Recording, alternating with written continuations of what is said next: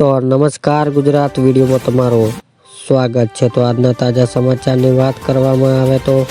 દેવા માફી અંગે જાહેરાત, ખેડૂતો માટે ખુશખબર, પેટ્રોલ અને ડીઝલ થશે સસ્તું, ખેડૂતોને રાત્રના બદલે દિવસે વીજળી, લોન લેનાર ખેડૂત માટે સારા સમાચાર, કૃષિ મંત્રીની મોટી ભેટ, પશુપાલકોને માછીમારોને કિસાન ક્રેડિટ કાર્ડ, આજના તાજા ખેડૂત સમાચાર, પશુપાલકો માટે નવી યોજના, માણસોને થશે ફાયદો, નવા વર્ષની ભેટ અને બદલાવ, હપ્તા વગરની 42,000 ખાતામાં, મોબાઈલ ખરીદવા 6,000 ચૂંટણી દેવા માફી અંગે જાહેરાત। એટલે કે મિત્રો, ખેડૂત માટે સૌથી મોટા સમાચાર સામે આવ્યા છે કે માફી લઈને મોટા સમાચાર સામે આવ્યા છે કે ગુજરાતમાં કુલ 43 લાખ ખેડૂત એવા છે કે જેનામાંથી અત્યારે દેવું છે ને આ દેવું એમને એમ થઈ જતું નથી મિત્રો। આવી ગુજરાત આફતો વારંવાર આવે છે ને તે ઉસી સરધરી જાય છે ને ખેડૂતનો પાક નિષ્ફળ થઈ જાય છે અને વાવાઝોડામાં પણ આવી જાય છે, તેમજ ખેડૂતને નકલી બિયારણનો પણ શિકાર થઈ જતા હોય છે, જેના કારણે મિત્રો પાક નિષ્ફળ થઈ જાય છે। આ તમામના આફતોના કારણે ખેડૂતનો પાક નુકસાન થાય છે ને ખેડૂતને પૂરું વળતર મળતું નથી ને સરકાર પણ પૂરું વળતર આપતી નથી ને આ તમામના લીધે ખેડૂતને લોન લેવી પડે છે મિત્રો। પેટ્રોલ અને ડીઝલ થશે સસ્તું મિત્રો, એટલે કે સરકાર મોંઘવારીના મારે વચ્ચે જનતાને મોટી રાહત આપવા જઈ રહી છે। સૂત્રોના જણાવ્યા અનુસાર ટૂંક સમયમાં પેટ્રોલ અને ડીઝલનો ભાવ મોટો ઘટાડો થઈ શકે છે। તેલના ભાવને 6 થી 10 રૂપિયા ઘટાડો થઈ શકે છે, જ્યારે લાંબા સમયથી દેશભરમાં પેટ્રોલ અને ડીઝલનો ભાવ કોઈ વધારો થયો નથી, તેમજ કાચા તેલની કિંમતો પણ ઘટાડો થયો છે, જેના ફાયદે હવે સરકારની જનતાને આપવાની તૈયારી કરી રહી છે। ખેડૂતો માટે ખુશખબર, એટલે કે CNBC આવાજના સૂત્રો તરફથી મળેલી જાણકારી અનુસાર પીએમ કિસાનને લઈને સરકારની મોટી જાહેરાત કરી છે કે ખેડૂતોને મળનાર હપ્તાની રકમ વધી શકે છે। હાલ સરકારની આ યોજના હેઠળ ખેડૂતને બેંક એકાઉન્ટ દર વર્ષે 6,000 રૂપિયાની ટ્રાન્સફર કરે છે, હવે તેને વધારીને 8,000 રૂપિયા કરવામાં આવી શકે છે મિત્રો। ખેડૂતોને રાતના બદલે દિવસે વીજળી, એટલે કે ખેડૂતને ખેતરમાં પિયત માટે રાત્રે વીજળીના બદલે દિવસે વીજળી મળે તેવી માંગ ખેડૂત કરી રહ્યા હતા, ત્યારે ખેડૂતને રાતના બદલે દિવસે વીજળી પૂરી પાડવા માટે આ બજેટ કિસાન સૂર્ય યોજના હેઠળ 15 કરોડની જોગવાઈ કરાઈ છે અને ખેડૂતને છેલ્લા ઘણા વર્ષ માગણી હતી કે તેઓને રાતના બદલે દિવસે વીજળી આપવા આવે। આ માગણી વર્ષ સંતોષ તેવું લાગી રહ્યું છે અને બજેટ ખેડૂતને દિવસે વીજળી આપવા તેવી જોગવાઈ કરવામાં આવી છે, પરંતુ હજુ તે અમલ ક્યારે આવે હવે જોવાનું રહ્યું છે મિત્રો। લોન લેનાર ખેડૂત માટે સારા સમાચાર, એટલે કે મિત્રો આગામી ફેબ્રુઆરીના રોજ વચગાળાની બજેટમાં આવશે આ બજેટ, એટલે કે કૃષિ ક્ષેત્ર માટે ધિરાણ લક્ષ્યક 22 થી 25 લાખ કરોડ રૂપિયા કરવાની જાહેરાત થઈ શકે છે અને સાથે સરકારનો પ્રયત્ન રહેશે કે દરેક પાત્ર ખેડૂતને સરળતાથી લોન મળે અને ચાલુ નાણાકીય વર્ષ માટે સરકારનું કૃષિ લોન લક્ષ્યક 20 લાખ કરોડ રૂપિયા છે અને હાલ કેન્દ્ર સરકાર દ્વારા તમામ નાણાકીય સંસ્થાઓ માટે 3 લાખ રૂપિયા સુધી ટૂંક ગાળાની કૃષિ લોન પર 2% વ્યાજની છૂટ આપે છે મિત્રો।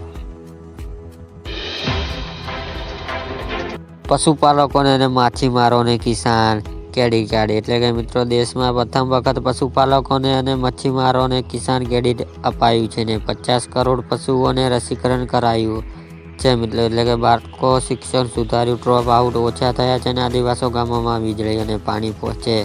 આદિવાસી ગામોને ઇન્ટરનેટ સુવિધા ઉપલબ્ધ કરાવી રહી છે અને સિકલ સેલ બીમારી માટે રાષ્ટ્રીય મિશન શરૂ કરાયું છે અને વિશ્વકર્મા યોજના હેઠળ 84 લાખ લોકો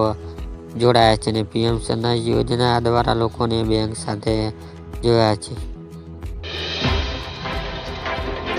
આજના તાજા ખેડૂત સમાચાર, એટલે કે મિત્રો ગોંડલમાં નવા લસણની આવક શરૂ થઈ છે અને 5100 આજુબાજુ લસણનો ભાવ, લસણમાં ઊંચા ભાવ 7,500ની સપાટી છે અને નવા જીરુની આવકને શરૂ વાયદામાં ધીમે ગતિ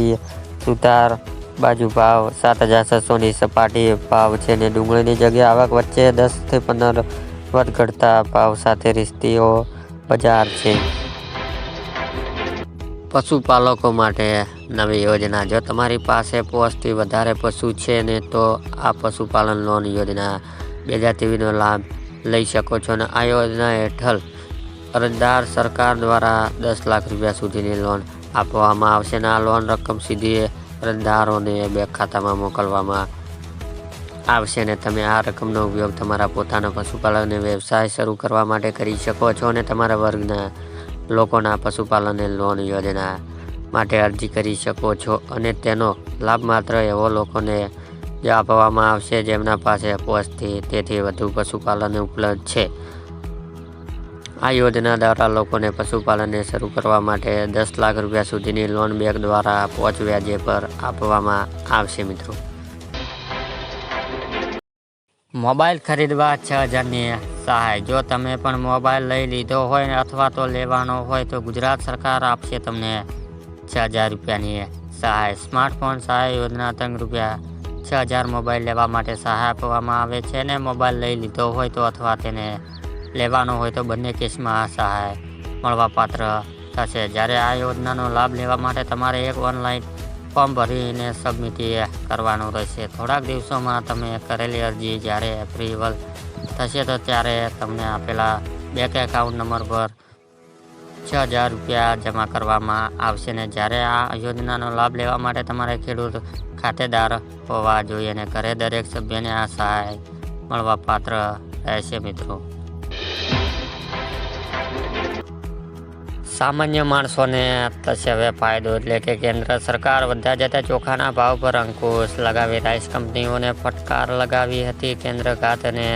સાર્વજનિક વિતરણ વિભાગના